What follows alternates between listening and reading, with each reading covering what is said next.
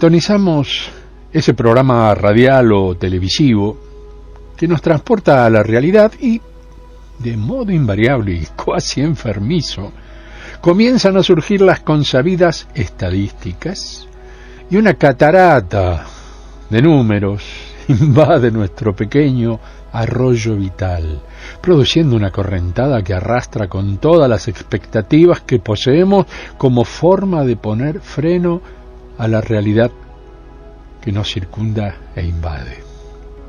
Y son números, porcentajes, indicadores, tendencias, etcétera, etcétera, etcétera.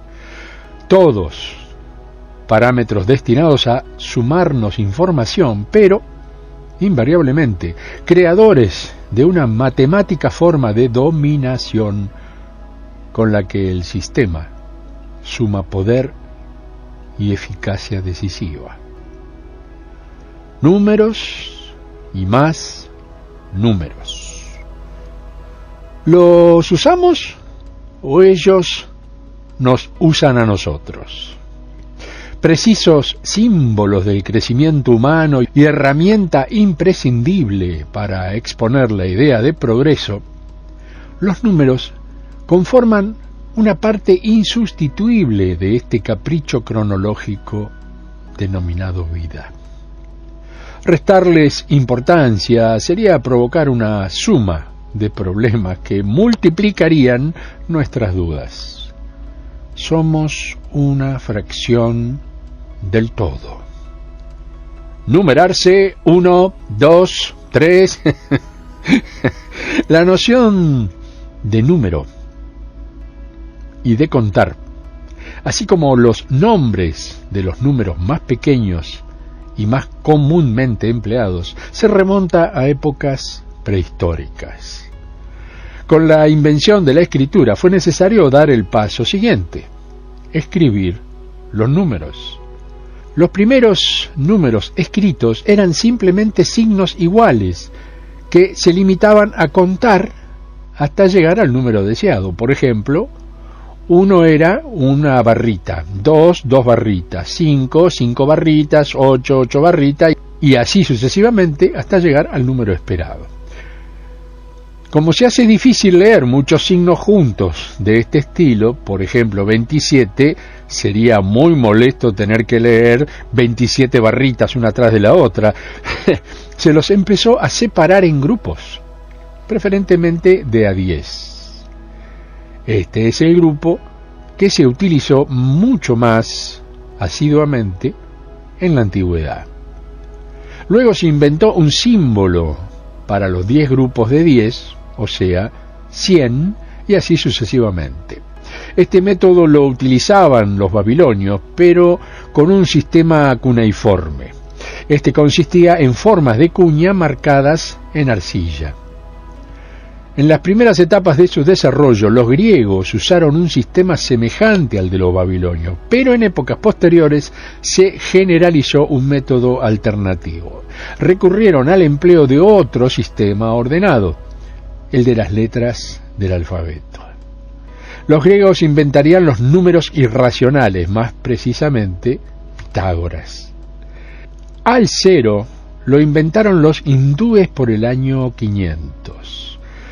Denominaron a este símbolo Shunya, que quiere decir vacío.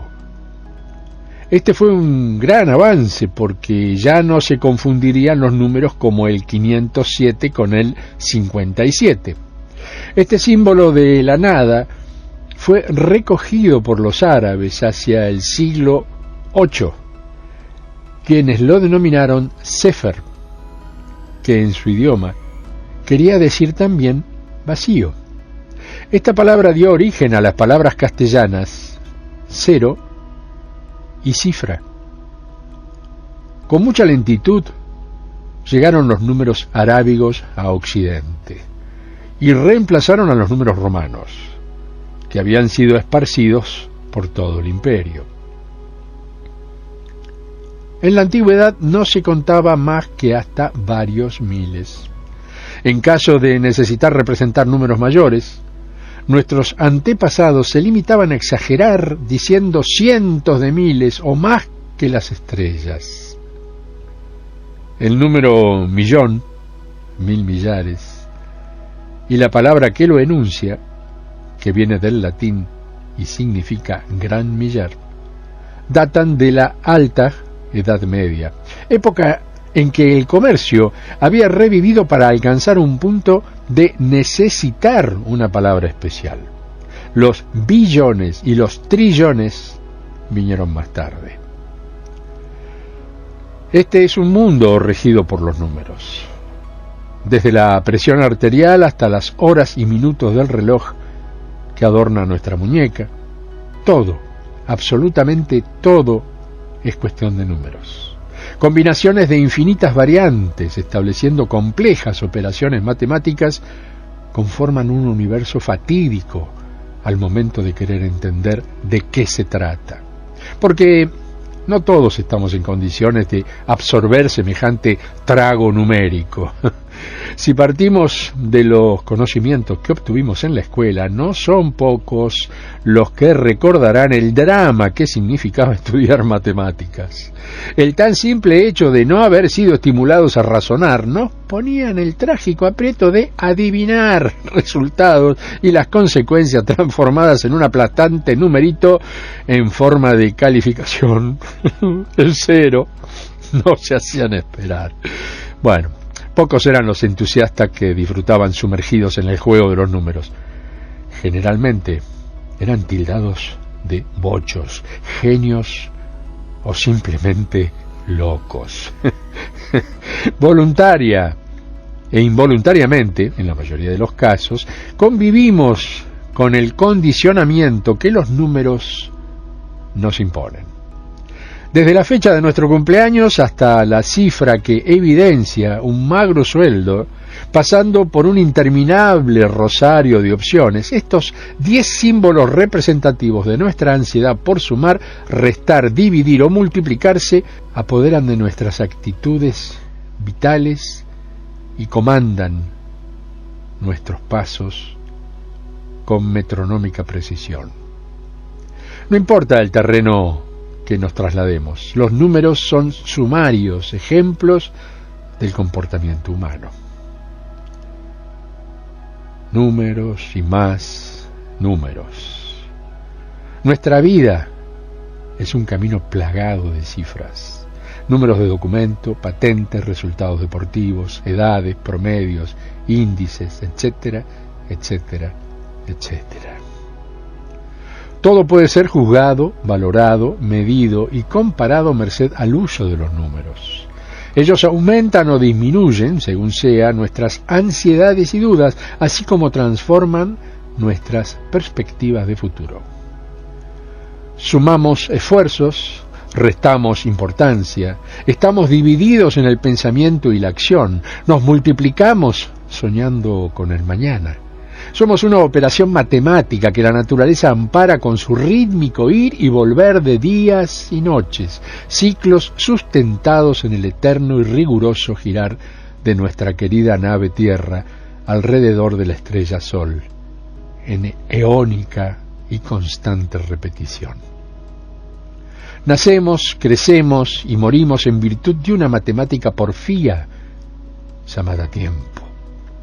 Y a la hora exacta, y en el exacto momento, volveremos a la fuente suprema, al número 1, para volver a contar nuevamente con la maravillosa oportunidad de vivir.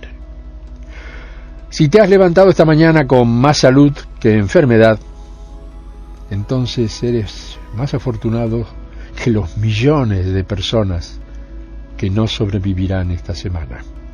Si nunca has experimentado los peligros de la guerra, la soledad de estar encarcelado, la agonía de ser torturado o las punzadas de la inanición, entonces estás por delante de los 800 millones de personas que sufren estos flagelos. Si tienes comida en la heladera, ropa en el armario, un techo sobre tu cabeza y un lugar donde dormir, eres más rico que el 75% de la población mundial. Si guardas dinero en el banco, en tu cartera, y tienes algunas monedas en el cajón, ya estás entre el 8% más rico de este mundo. Si puedes leer, eres verdaderamente afortunado. Existen más de 2.000 millones de personas en este mundo que no pueden leer. Y así seguiría la lista comparativa, cosa que no deseo hacer, por simple respeto. Mis operaciones matemáticas son dos: sumar y multiplicar. Hace mucho quité de mis fórmulas el signo menos y el dividir. Son barritas huérfanas y cuya utilización produce siempre la disminución y el saldo negativo. Por lo tanto, me niego enfáticamente a utilizar dichos signos. Algunos piensan, parafraseando, que son signos de mi locura galopante. En fin, cuestión de opiniones. Mi abrazo de siempre. Hasta la próxima.